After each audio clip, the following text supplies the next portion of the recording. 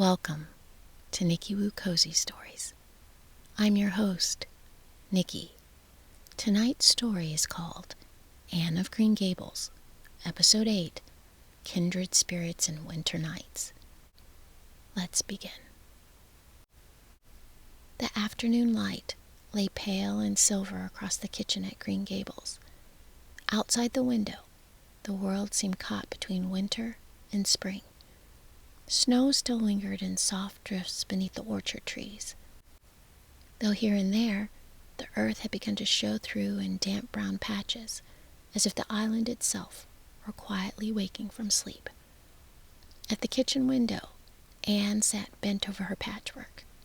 Or rather, she attempted to sit bent over her patchwork, for Anne Shirley's thoughts had not lately proven very willing to remain where they were expected.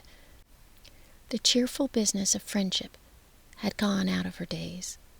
No hurried whispers beneath the schoolroom din, no shared secrets drifting down Lover's Lane, no Diana waiting by the path with bright eyes and warmer smiles. Mrs. Barry had remained firm.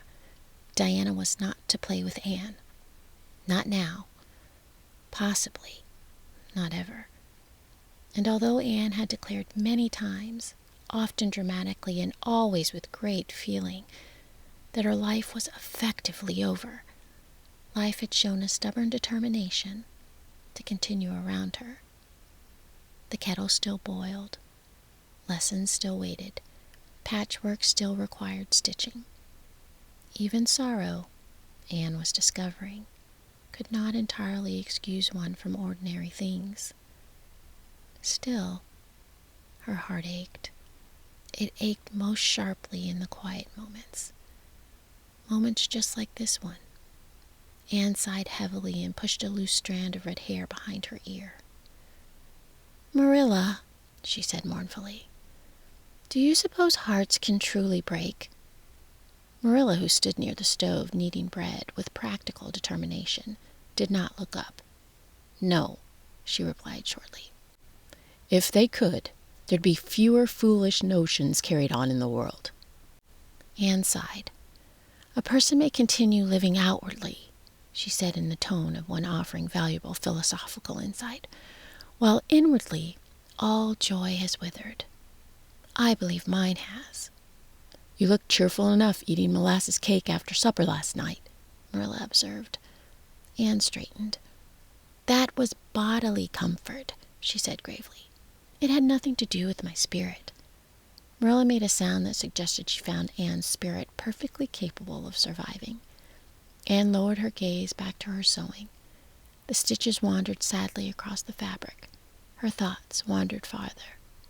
She imagined Diana sitting lonely at the orchard slope, equally heartbroken, perhaps gazing tragically from her bedroom window, perhaps weeping, perhaps clasping the lock of hair Anne had solemnly clipped from her as though it were a sacred treasure. The thought brought both comfort and fresh sorrow. Oh, to be separated from one's bosom friend by forces so cruel and unyielding. It was the sort of suffering people surely wrote poetry about. Anne lifted her eyes absently toward the orchard and froze.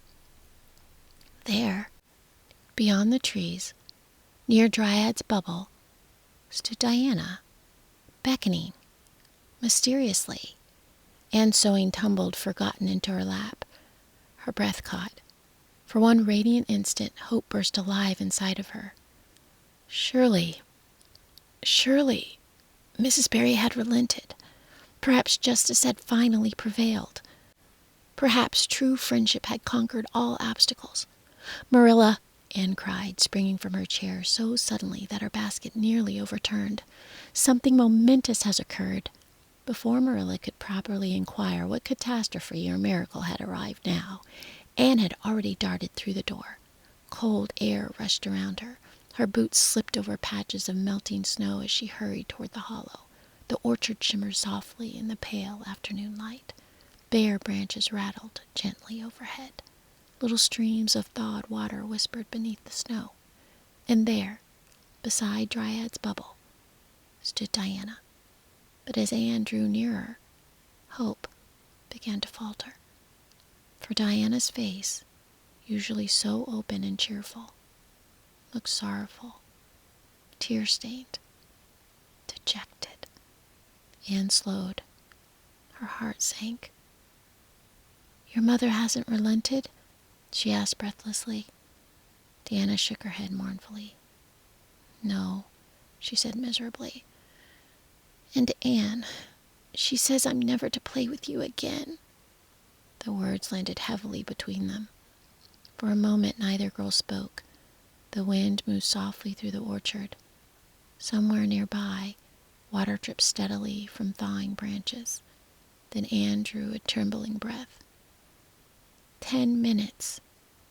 Mother only let me come say goodbye, and she's timing me by the clock.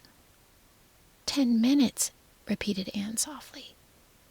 Such a very little amount of time. Hardly enough for an eternal farewell. Already, sorrow gathered itself inside her like rain clouds preparing to burst. And yet, if only 10 minutes remained, they must be spent faithfully, no matter how grievous the hour, for true friendship deserved nothing less. Monday morning arrived gray and quiet over Green Gables. Mist lingered low over the fields, softening fences and orchard trees in the pale shadows, while the kitchen windows glowed warm against the lingering chill of early spring. Anne came downstairs dressed for school with her basket of books resting firmly against her hip and an expression of solemn determination upon her face. The sorrow had not left her. Far from it. Indeed, Anne felt quite certain that there had never before existed a grief so profound as cruel and severing of two devoted spirits. Still, one could not remain forever lying dramatically upon one's bed, gazing tragically at the ceiling and imagining funerals at which remorseful enemies wept beside one's grave. Life, it seemed, insisted upon continuing. And if Diana Barry had been taken from her, at least outwardly, school remained. "There is nothing left in life now," Anne announced sorrowfully as she entered the kitchen, "except education." Marilla, setting oatmeal upon the table, glanced over at her with concealed satisfaction. "You'd best put your whole mind into it, then," she said. "And if you're going back to school, I hope we're to hear no more of broken slates or dreadful carryings-on." Anne sighed deeply. "I shall endeavor to become a model pupil," she said, in a resigned tone of one accepting a difficult fate, "though I expect there cannot be much romance in it." "No," said Marilla dryly, "and perhaps that'll be good for you." Anne was not entirely convinced. Still, she wrapped her scarf about her neck and stepped out into the cool morning. She didn't take Birch Path. That way, too near sorrow, too near memories. Instead, she walked the longer road, where the fields stretched wide and damp beneath the pale sky, and the world felt quieter somehow. Her heart gave a little ache when she glimpsed Orchard Slope in the distance. Somewhere beyond those trees was Diana, her Diana, still forbidden, still dear. Anne pressed her lips together bravely. Perhaps true friendship could survive silence. Surely devoted souls could remain faithful, even across such tragic distances. At school, however, melancholy proved surprisingly difficult to maintain, for Anne Shirley was welcomed back as though she had returned from a grand and perilous exile. Girls gathered around her desk with eager smiles and hurried whispers. Ruby Gillis slipped 3 blue plums into Anne's hand during the Testament reading. Ella Mae McPherson shyly offered a bright yellow pansy cut carefully from a floral catalog. Sophia Sloane promised to teach Anne a new lace pattern for trimming aprons. Even quiet Julia Bell had copied out a sentimental little poem upon a pale pink paper edged in careful scallops. It's so nice to be appreciated. Anne sighed rapturously that evening to Marilla. Although sorrow still reigns in my heart, admiration is certainly consoling. Yet not every comfort eased her sadness, for after dinner hour, when Anne returned to her desk beside the remarkable, well-behaved Minnie Andrews, she discovered something waiting there. A large strawberry apple. Round, perfect, beautifully red. Anne caught it up automatically, her fingers already prepared for a bite, then stopped. Only one orchard in Avonlea grew strawberry apples. The old Blythe orchard. A strange stillness settled over her. Slowly, very slowly, Anne lowered the apple. She did not need to ask who left it. Gilbert Blythe, of course. Anne set it down with dignity. She wiped her fingers upon the handkerchief as though the fruit carried dangerous contamination. To accept it, even silently, would mean acknowledging him.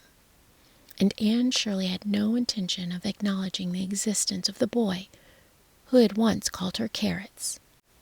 No matter how handsome everyone else suddenly seemed to think him, no matter how clever, no matter how often his name appeared beside hers upon recitation scores, the apple remained untouched all day, though Anne privately admitted it looked extremely delicious.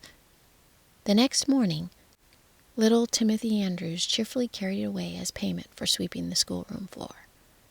Anne tried not to notice. Instead, she turned her attention toward more useful matters. If Diana had been taken from her, and friendship denied, then perhaps scholarship must become her purpose. She threw herself into lessons with determined intensity. Spelling, arithmetic, reading, history. Everything became a challenge. Or rather, someone became a challenge. Gilbert Blythe, though Anne never would have admitted such a thing aloud. Indeed, she refused to speak his name if it could reasonably be avoided. Still, some mysterious force seemed forever arranging matters so that his successes crossed directly into her path. One morning, Gilbert spelled her down. The next, Anne defeated him in arithmetic. At month's end, examination scores became matters of serious emotional importance. When Gilbert came 3 marks ahead, Anne endured the humiliation nobly. When Anne surpassed him the following month, triumph glowed warm and satisfying, until Gilbert congratulated her kindly before everyone, which somehow spoiled it entirely. Victory ought to feel sweeter than that. Still, despite grief, rivalry, and occasional wounded pride, life had begun, almost without Anne noticing, to feel interesting again. For even sorrow could not wholly survive in a world filled with secret notes, schoolroom rivalries, unexpected kindnesses, and the hopeful promise that perhaps, someday, even broken friendships might mend. And although Anne still loved Diana with what she privately described as an inextinguishable devotion, she found herself thinking one could not remain unhappy forever in so very interesting a world. The weeks passed quietly through late winter. Snow came and went across Avonlea in soft white coverings that glittered silver beneath the moon and melted reluctantly beneath the pale afternoon sunlight. At Green Gables, the kitchen windows often glowed warmly against the cold while the orchard rested silent beneath frost. And little by little, though Anne would never have admitted it easily, life began to gather itself around her once more. The sorrow over Diana remained. Of course it remained. True friendship, Anne believed, could not simply disappear because one unreasonable mother had declared it so.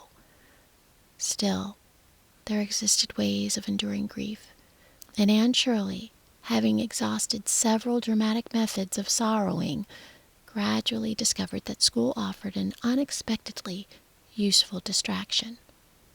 Not that school had suddenly become perfect. Far from it. Arithmetic remained stubbornly unreasonable.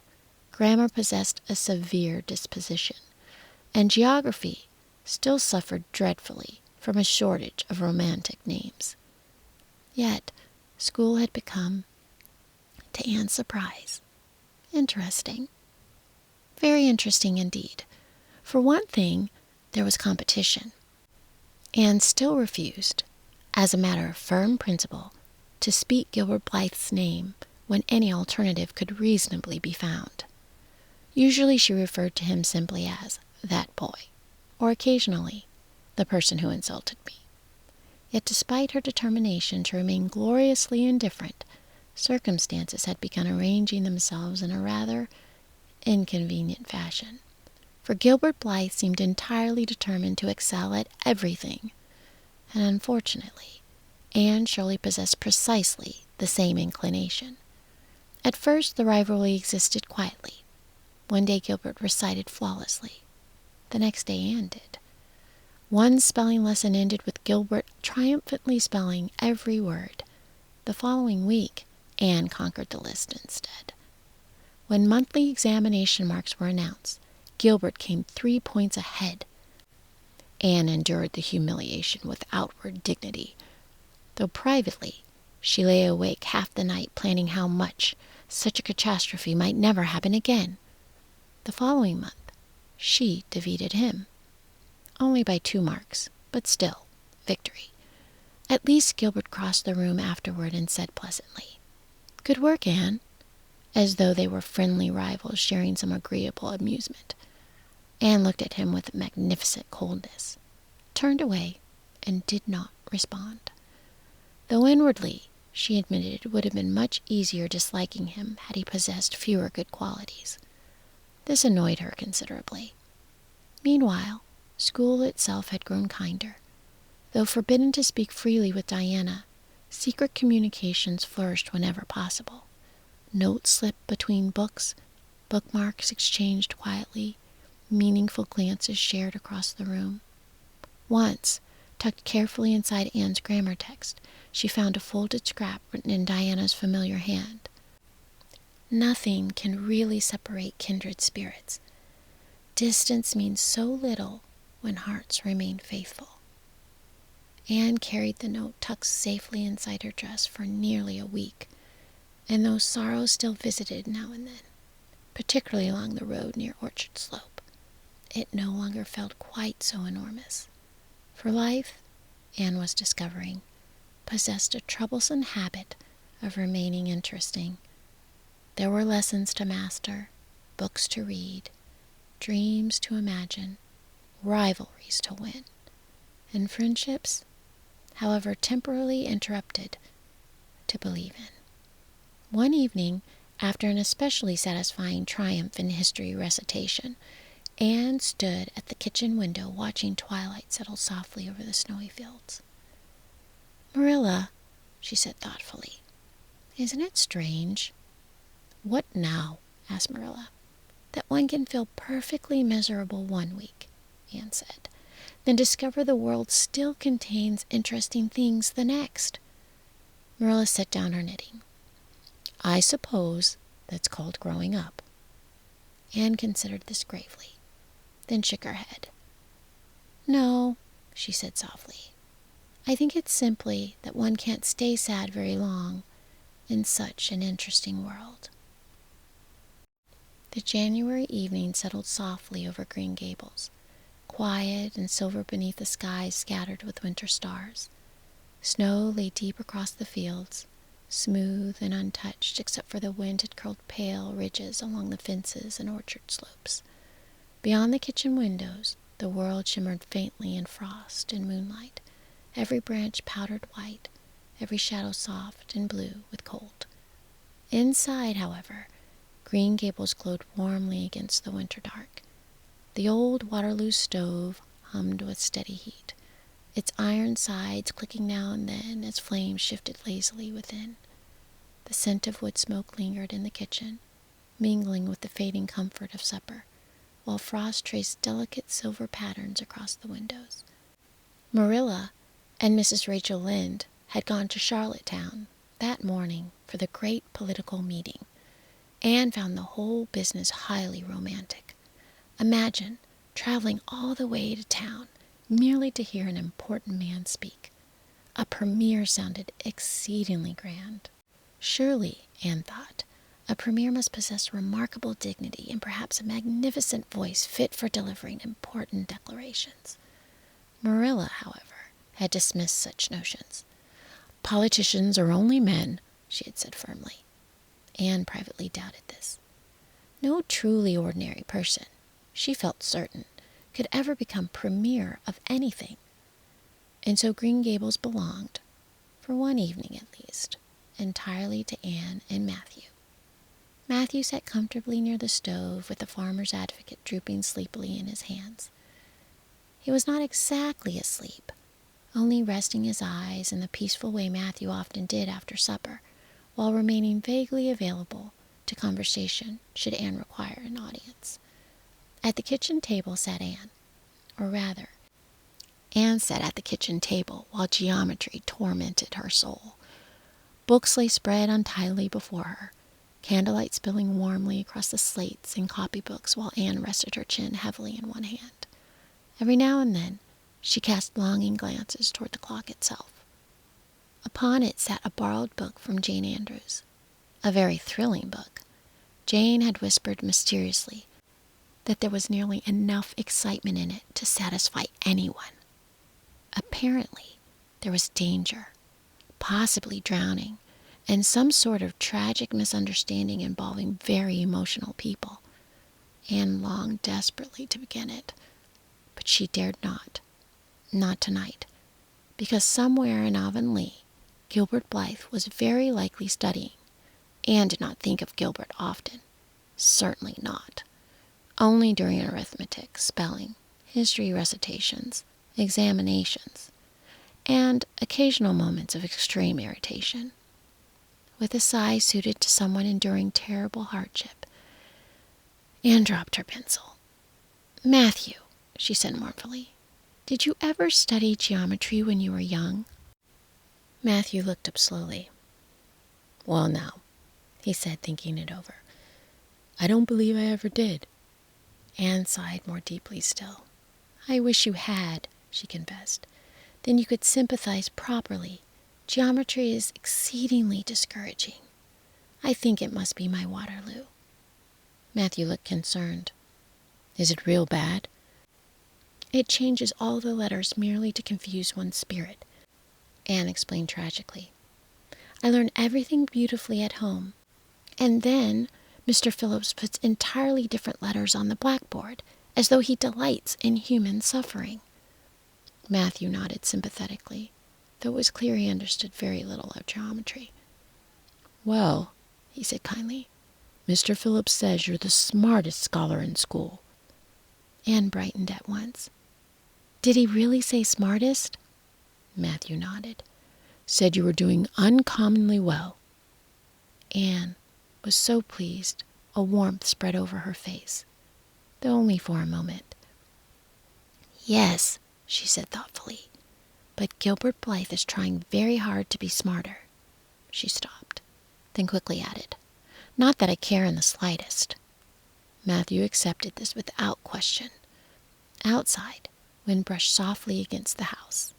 Inside, the stove glowed steadily.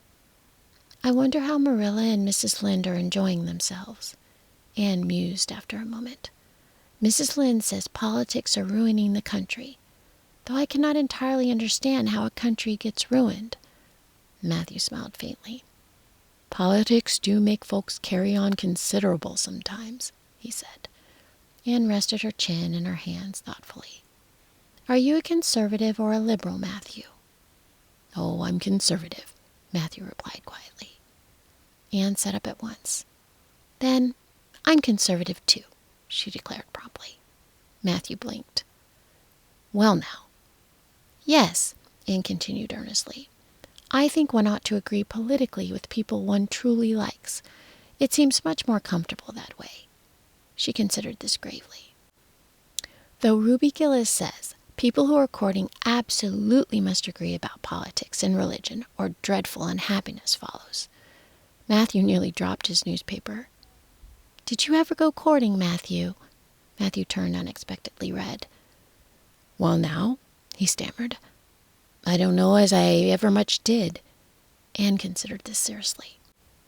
It sounds rather interesting, she said dreamily, though perhaps inconvenient. Her eyes drifted once more toward Jane Andrews' thrilling book. Temptation returned immediately. I feel myself weakening, Anne said solemnly. I shall have to remove temptation entirely. She stood. I think I shall put the book somewhere dreadful and unreachable, she announced, and perhaps fetch some russets from the cellar. Would you like one, Matthew? Well, Matthew said kindly, though he rarely cared for russets, I guess maybe I would. Taking up the candle, Anne disappeared toward the cellar stairs. Only moments later, hurried footsteps came racing across the frozen yard. Then, the kitchen door burst open. Cold winter air swept through the room, and there stood Diana Barry, pale, breathless, her shawl hanging crookedly around her shoulders. Anne was startled so violently the candle nearly slipped from her hands. Diana, she cried. Diana looked at her with frightened eyes. Oh, Anne, she gasped, do come quick. Minnie May is awful sick, and Mother and Father are away, and nobody knows what to do. For one startled moment, everything inside the warm kitchen seemed to stop. The stove hummed softly. The frost glittered against the windows. Matthew lowered his newspaper. Anne stared at Diana. Minnie May? She repeated. Diana nodded miserably, struggling to catch her breath. She's awful sick, she said. She's been bad all evening. Mother and Father had to go to Carmody because Aunt Josephine is sick, and they thought Minnie May was only cross. But now she can hardly breathe. Her voice trembled. Mary Jo says she thinks she's got croup. Mary Jo, the Barrys' hired girl, older than Anne and Diana, but not by much. Kind enough, though not especially useful in emergencies. For one brief moment, Anne felt a cold flutter of fear.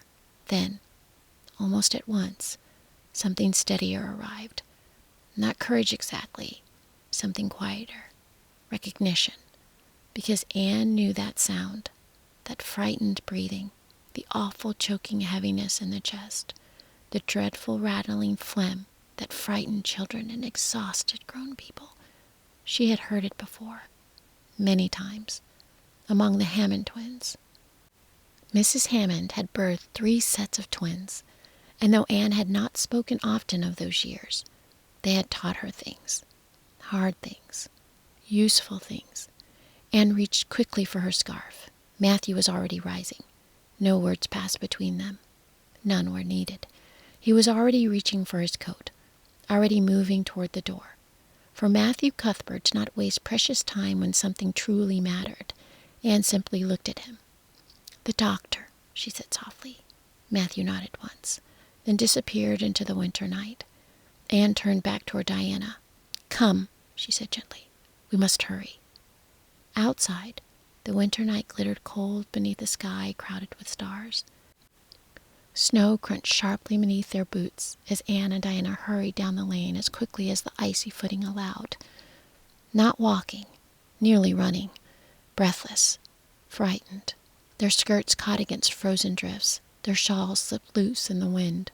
The trees of Lover's Lane stretched dark overhead, branches rattling soft in the cold. But neither girl noticed much of the beauty around them. Diana's fear had driven all ordinary thoughts from her mind. And Anne, though her heart beat hard with worry, already found herself thinking ahead. Hot water, steam, flannel cloths, medicine. She had seen croup before, too many times not to recognize danger. Once, Diana stumbled slightly in the snow. Anne caught her arm at once.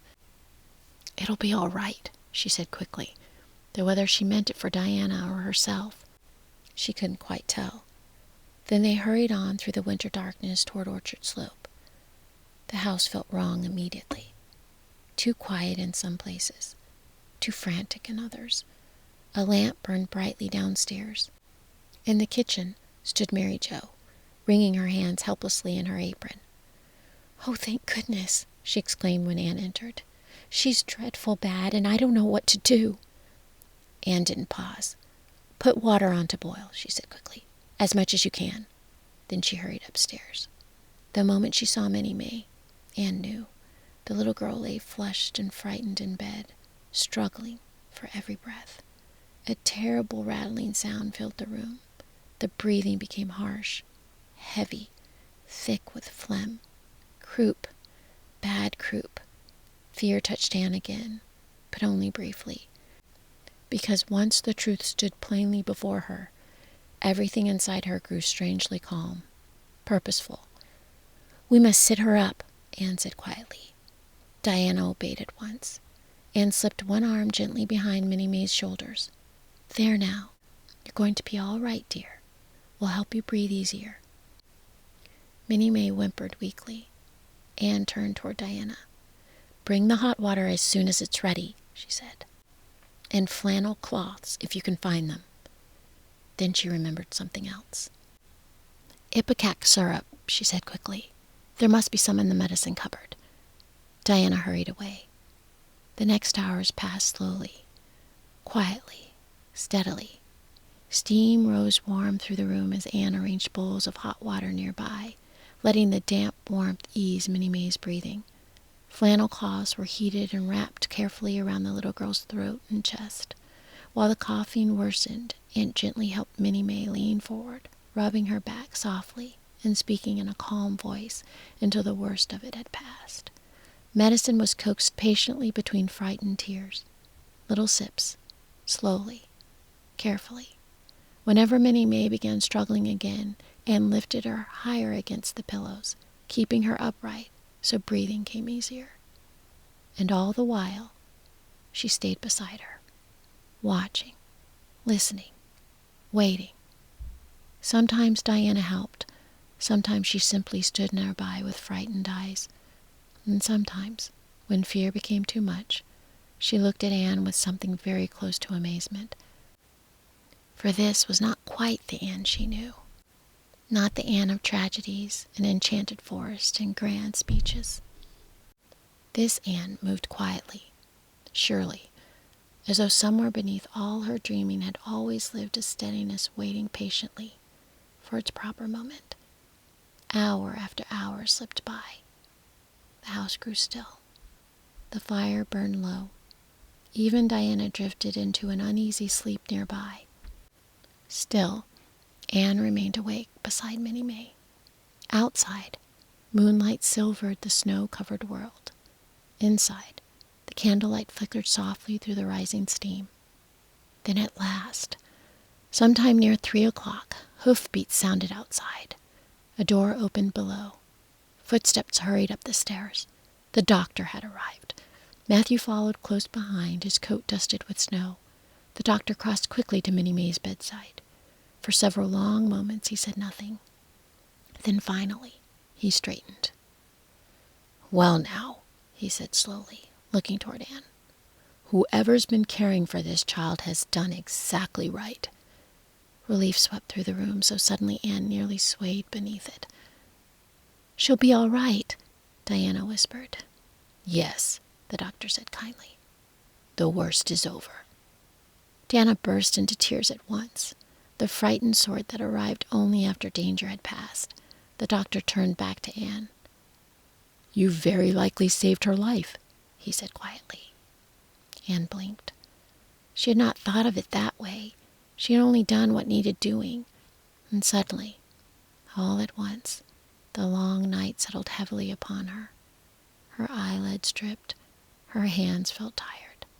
The fire crackled softly nearby.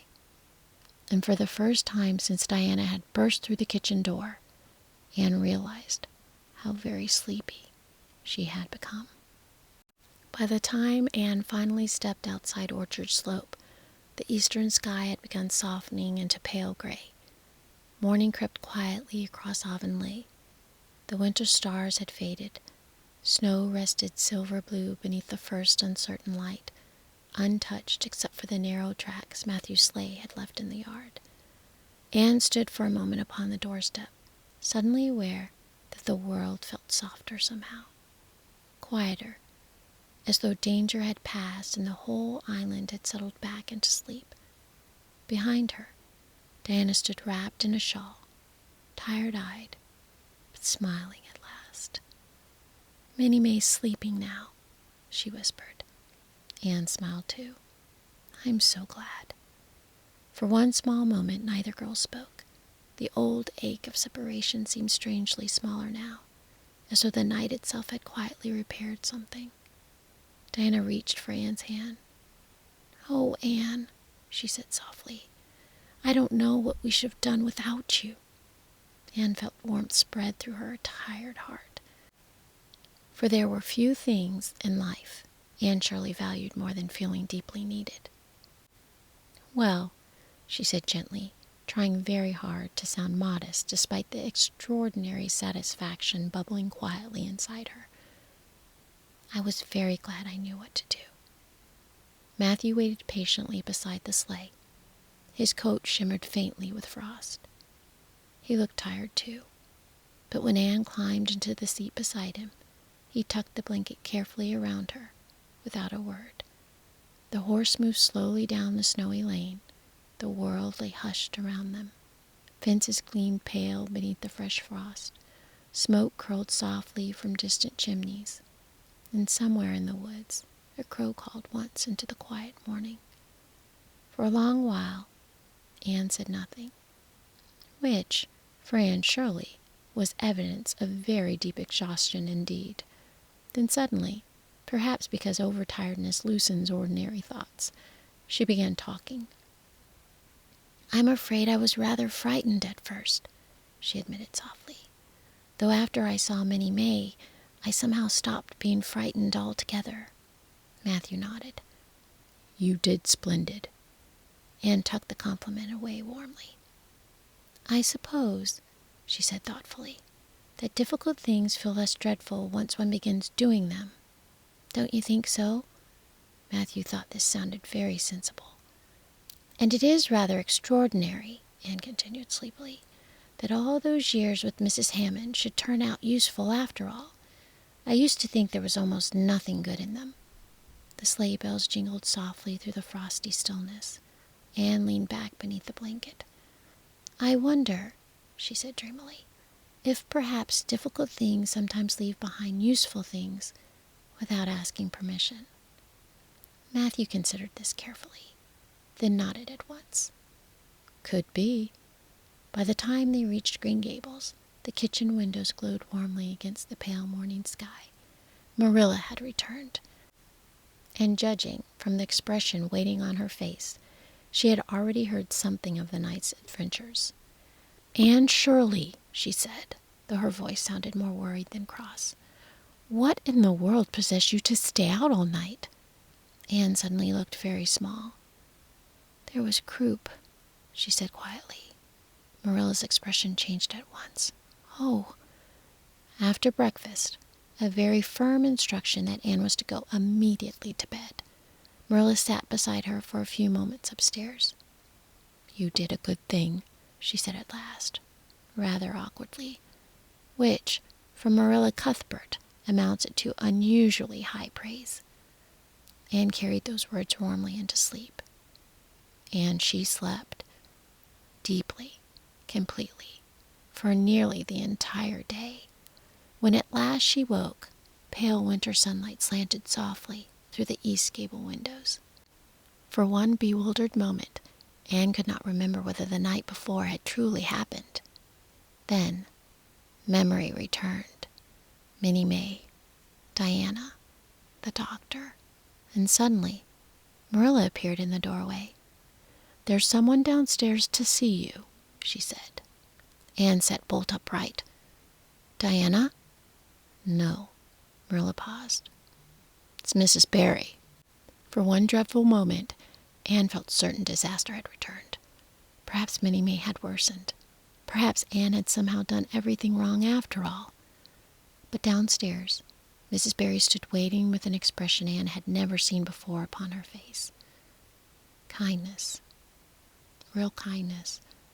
For one uncertain moment, Anne stood very still, unsure what new trouble might possibly have arrived. But when Mrs. Barry stepped forward, her eyes softened. "My dear Anne," she said gently, taking both of Anne's hands in her own, "I have come to thank you." Anne blinked. Mrs. Barry drew a quiet breath. "The doctor tells me Minnie may have died if you had not known what to do." Emotion flickered across her face, the sort that arrives when fear is only just past. "I do not know how I can ever properly thank you for staying with her all through the night." And suddenly shy beneath some unexpected praise, lowered her eyes. "I only did what anyone ought to do," she said softly. Mrs. Barry shook her head. "No," she said. "Not everyone would have known what to do, and not everyone would have stayed." Then, after a pause, her expression changed again. More serious now. Regretful. "And Anne," she squeezed Anne's hands gently, "I owe you an apology." Anne looked up. "I judged you unfairly." Mrs. Barry's voice softened further. "I believed things about you that were not true. I thought you careless. I thought you had bad influence upon Diana." She stopped, and to Anne's great surprise, she looked genuinely sorry. "But I see now how wrong I was." Her voice caught slightly. "You cared for my little girl as though she were your own sister." The room grew quiet. "I am truly sorry, Anne." The words settled warmly into some long hurt place inside Anne's heart. "And if you can forgive me," Mrs. Barry continued gently, "I should very much like for you and Diana to be friends again." For one glorious moment, Anne simply stared. Then joy rushed through her so suddenly she thought she might float clear through the ceiling. "Oh," she breathed. "Oh, Miss Barry." And because Anne Shirley possessed a heart incapable of remaining cautious in moments of happiness, she threw both arms around Miss Barry at once. That afternoon, at last, she and Diana sat together once more. Tea was served in the best china. Poetry cards were admired. Affections were renewed. Sorrows forgotten. And when evening settled softly over the snowy fields and Anne finally walked home beneath a sky washed lavender and gold, her heart felt astonishingly full. At the kitchen door she paused. "Marilla," she said very earnestly, "I think I shall have to invent a special brand new prayer tonight." Marilla glanced up from her sewing. "What for?" Anne smiled softly. "For being happy." The days following Minnie May's illness passed with unusual happiness. To Anne, life seemed suddenly transformed. Not perfect, for geometry still existed, and Gilbert Blythe remained irritatingly successful in matters of scholarship. But much that had once felt dreadful had quietly mended itself. Diana had been restored. Mrs. Barry now smiled kindly whenever Anne visited Orchard Slope, and friendship, once thought forever lost, had returned sweeter than before. Even the winter world seemed friendlier. Snow sparkled more brightly along the fences. The orchard looked softer somehow, pale beneath the February skies, and every ordinary thing carried the comforting feeling of having survived sadness. One winter evening, just as dusk settled softly across Avonlea, Anne sat in the east gable trying, with only modest success, to finish her lessons. Outside, twilight had turned the snowy fields pale blue. The orchard rested beneath the gathering dark, and far away the windows of the orchard slope glimmered warmly against the winter evening. Anne had just finished informing herself that geography might perhaps become more tolerable if people exercised greater imagination in naming places, when something bright flickered suddenly through the window. She sat upright. Once, twice, again, Anne flew to the window so quickly that her chair scraped sharply against the floorboards. A candle, at Orchard Slope, flashing. Anne pressed both hands against the glass. 5 flashes, the signal of the greatest importance. Come at once, something important to reveal. Oh, Anne breathed. Something had happened, something momentous, something requiring immediate discussion between kindred spirits. She hurried downstairs at once, nearly missing the last step in her excitement. "Marilla," she called breathlessly as she burst into the kitchen. Marilla looked up from her sewing. "What now?" "Diana has signaled me." Marilla paused. "She's what?" "She has something important to reveal," Anne explained quickly. 5 flashes, that's our arrangement. Marilla sighed in a particular way she reserved for Anne's inventions. "You just saw her at school." "But this is different," Anne pleaded. "It's evening important." Marilla looked unconvinced. 10 minutes, she said. No longer. "Oh, Marilla," Anne exclaimed gratefully, "I shall make every second count." "Put your shawl on properly," Marilla called after her. But Anne was already halfway through the door. Cold air rushed around her as she hurried through the snowy orchard, breathless with curiosity and excitement. What could Dana possibly have to reveal? Surely something extraordinary. And within minutes, cheeks pink from the cold and anticipation, Anne stood breathless in Diana's room. Diana clasped both of her hands immediately. "Oh, Anne," she exclaimed, "I've something splendid to tell you." Anne's eyes widened. "Nothing dreadful, I hope." "No," Diana laughed. "Something wonderful." She lowered her voice dramatically. "Mother says I may have a birthday party next week." Anne gasped softly. "A birthday party?" "And," Diana continued, smiling, "you're invited." For one glorious moment, Anne could say nothing at all. The very words seemed too lovely to fully understand. Invited by Mrs. Barry herself to a party at Orchard Slope. "Oh, Diana," she breathed at last, "do you truly mean it?" "Of course." "And may I really come?" Diana nodded eagerly. "And there's more." Her eyes sparkled. "The debating club is giving a concert at the hotel in Charlottetown. Some of us are going." Anne pressed both hands against her heart. A concert. The word alone sounded magical. Music, fine dresses, important people, perhaps applause, perhaps romance, at the very least, refreshments. Anne scarcely knew how she walked home afterward. Her thoughts floated entirely elsewhere. The birthday party, the concert. Perhaps she would wear her very best dress. Perhaps something extraordinary might happen. Perhaps life itself had suddenly become impossibly beautiful. Unfortunately, Marilla did not immediately share this opinion. "No," she said firmly after supper. Anne stared. "No?" "No." "But Marilla, you've already got Diana's birthday." "This isn't the same," Anne protested. "This is a concert." "You're too young to be gallivanting to Charlottetown at night." Anne's heart sank. "But everyone is going." "That doesn't signify."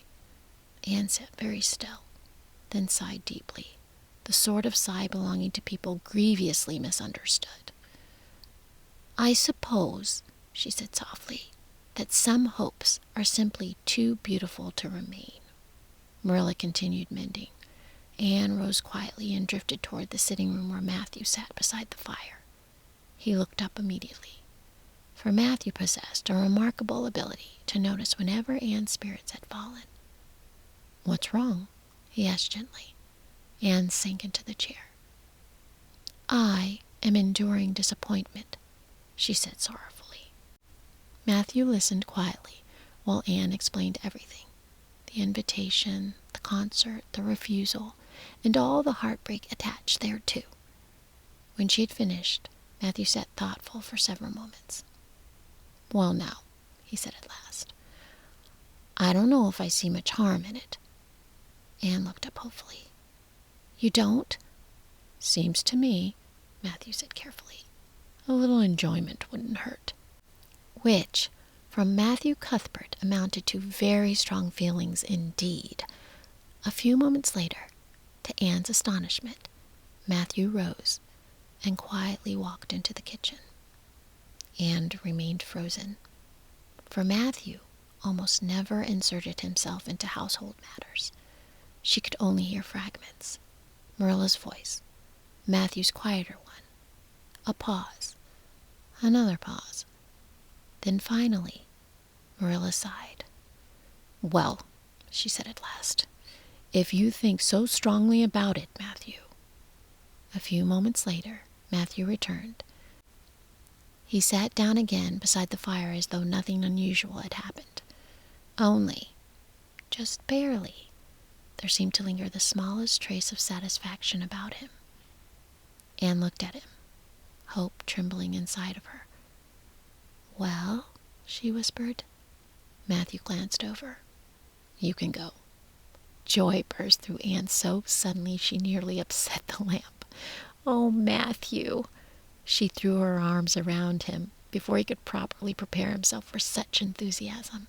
"You dear, dear Matthew." Matthew patted her shoulder awkwardly, but as Anne rushed upstairs afterward, already dreaming of concerts and candlelight and all the splendid possibilities ahead, Matthew sat quietly beside the fire, and though he would never have said so aloud, he felt unexpectedly pleased with himself. The week of Diana Barry's birthday passed with what Anne privately considered almost unbearable slowness. Not that life lacked pleasant things. There were lessons to recite, snow to admire, Diana to whisper with at recess, and a concert to anticipate. But anticipation, Anne was discovering, possessed an unfortunate habit of making ordinary time move much too slowly. "I don't think clocks are entirely trustworthy," she informed Marilla one evening. "They behave suspiciously whenever one is waiting for something important." Marilla, who had little patience for quarrels with timepieces, merely told her to finish her chores. At last, the long-awaited evening arrived. Anne dressed with extraordinary care. Her best dress had been brushed and mended, her braids arranged as neatly as possible. Though Anne privately felt her appearance still suffered considerably from the absence of puffed sleeves, nevertheless, joy made tiny deficiencies easier to bear. Outside, twilight rested softly over the snowy fields. The world shimmered pale blue beneath winter skies, while chimneys breathed thin curls of smoke into the cold evening air. When Diana arrived, cheeks glowing pink beneath her wool bonnet, Anne nearly flew down the stairs. "Oh, Anne," Diana exclaimed, laughing, "you look lovely." Anne blushed. "Do you really think so?" "Yes." Anne sighed happily. "That is comforting, because I feared I looked only respectable." The birthday gathering itself passed in what Anne later described as perfect delight. There was cake, laughter, games, whispered secrets, and the particular happiness that belongs only to girls who love one another dearly and have lately suffered separation. Everything felt sweeter because it had once been lost. But even amidst the happiness, the concert waited, like some grand shining thing at the edge of the evening. At last, bundled carefully against the cold beneath blankets and fur robes, the party set off for Charlottetown. The sleigh bells jingled softly through the winter dusk. Snow stretched silver beneath moonlight, and overhead stars gathered one by one across the sky. Anne sat pressed close to Diana, wrapped warmly beneath blankets, her breath catching now and then at the beauty of it all. The world looked enchanted. Fields gleamed softly in the moonlight. Dark woods stood quiet against the snow. Farms glowed warmly in the distance like tiny lanterns scattered through the night. "I think," Anne whispered softly, "that winter evenings may be among the most beautiful things in existence." Diana smiled. You always think everything is beautiful." "Not geometry," Anne said promptly. Diana laughed. By the time they arrived at the hotel in Charlottetown, Anne felt almost too full of excitement to speak. The building blazed warmly with lamplight. People arrived in groups, stamping snow from boots and brushing frost from sleeves. Voices drifted everywhere. Laughter, music tuning somewhere in the distance. The wonderful importance of being somewhere exciting. Anne scarcely knew where to look. Everything seemed impossibly grand. Inside the hall, chairs filled quickly. Ladies in winter shawls settled beside gentlemen in dark coats. Children whispered, programs rustled, and somewhere nearby someone carried flowers intended for performers. Anne felt herself glowing with happiness. A real concert in Charlottetown, with music and recitations and proper audiences. It felt very near to magnificent. The performances themselves passed in a kind of happy blur. There were songs and poems and instrumental pieces, the comic recitation that made nearly everyone laugh. In several moments Anne felt certain she would remember forever. Though afterward she privately admitted she had enjoyed watching people almost as much as the performance itself, there was something fascinating about audiences. The way ladies whispered, the way important-looking gentlemen nodded solemnly, the way everyone seemed briefly gathered into one shared feeling. Several times Anne caught sight of Gilbert Blythe among the boys. He appeared to be enjoying himself entirely too much, which Anne found faintly irritating, though not enough to spoil the evening. Nothing could have spoiled it, not tonight, for Anne had the overwhelming feeling, rare and lovely, that she belonged inside happiness at last. When at last the concert ended and everyone bundled once more into the sleighs for home, the world outside felt softer somehow. Snow glittered beneath the moon, the roads lay quiet, and tired laughter drifted warmly through the scarves and blankets. Anne leaned back beside Diana. Her cheeks still glowed. Her heart still felt impossibly full. "I think," she said softly into the winter dark, "that this has been one of the loveliest evenings of my whole life." And for once, there seemed no possibility at all that anything could go wrong. The ride home from Charlottetown passed in a kind of happy dream. Snow gleamed silver beneath the moon. Sleigh bells jingled softly through the cold, and every now and then someone laughed quietly beneath the layers of scarves and blankets. Anne sat beside Diana, wrapped snugly in warm robes, her cheeks still glowing from excitement. The music lingered sweetly in her thoughts. The lights, the laughter, the wonderful feeling of having belonged, for one beautiful evening, to something grand. "I do think," Anne said softly, "that evenings like this almost make one forgive winter entirely." Diana laughed sleepily. "You say that now," she replied. "Wait until geography tomorrow." "True," Anne admitted gravely. "One must not expect perfection in earthly life." By the time they arrived back at Orchard Slope, the house stood quiet and dark green beneath the winter sky. Everyone had long since gone to bed. Only the faintest glow of dying firelight remained downstairs. The girls tiptoed inside, trying hard to be quiet, which proved difficult, because happiness, Anne was discovering, had an unfortunate habit of making one whisper too loudly. In the parlor, they hurriedly changed into their nightgowns, suppressing bursts of laughter every few moments for no particular reason, except that the evening had been too delightful to end sensibly. "Oh, Anne," Diana whispered, struggling not to giggle. "Wasn't it splendid?" "Splendid hardly seems sufficient," Anne whispered back. "I feel as though I have lived several extra lifetimes of happiness tonight."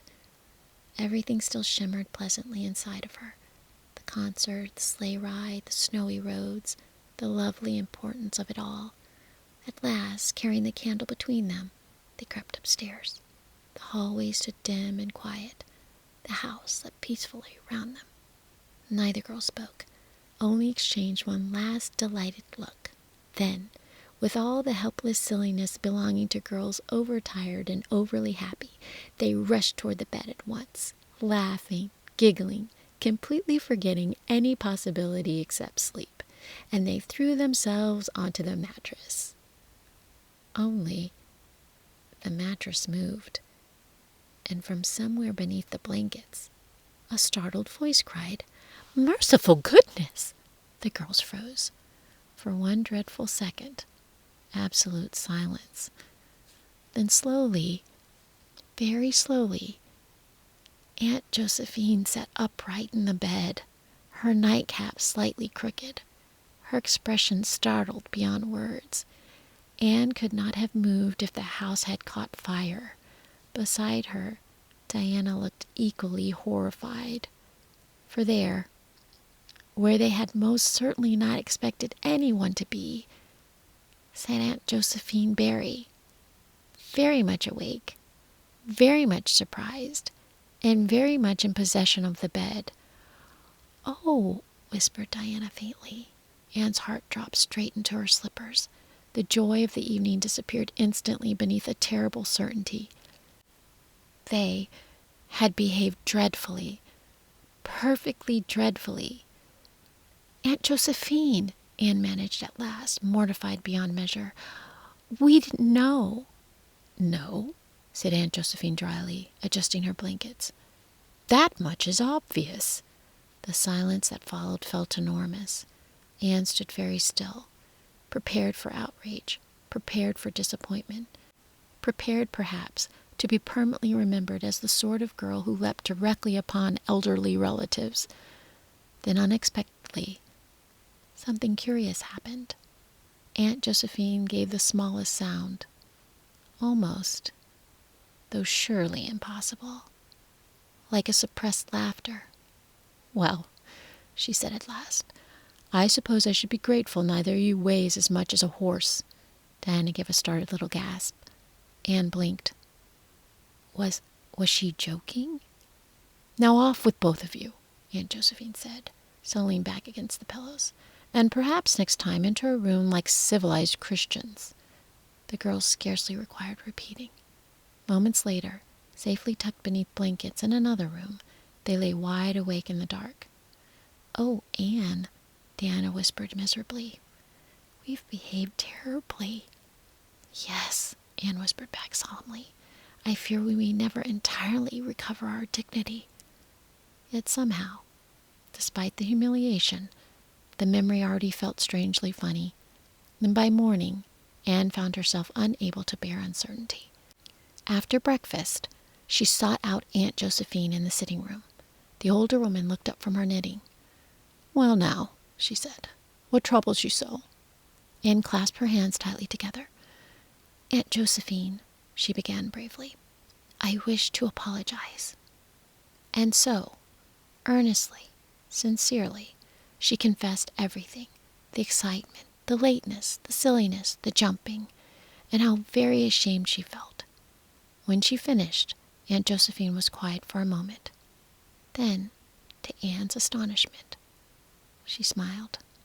"My dear child," she said warmly, "I believe I frightened you nearly as much as you startled me." Anne blinked. "You aren't angry?" "Not especially," Aunt Josephine admitted, "though I do prefer entering beds without visitors arriving unexpectedly from above." To Anne's surprise, she laughed. A real laugh, warm and kind, and suddenly the embarrassment melted away. Aunt Josephine studied her for a moment. "You are an honest little girl," she said at last, "and a very unusual one." Then, to Anne's astonishment, she smiled again. "I think," Aunt Josephine said, "that you must come visit me in Charlottetown sometime."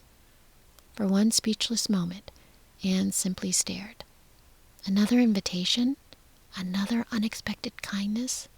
Another grown person seeing something worth liking in her?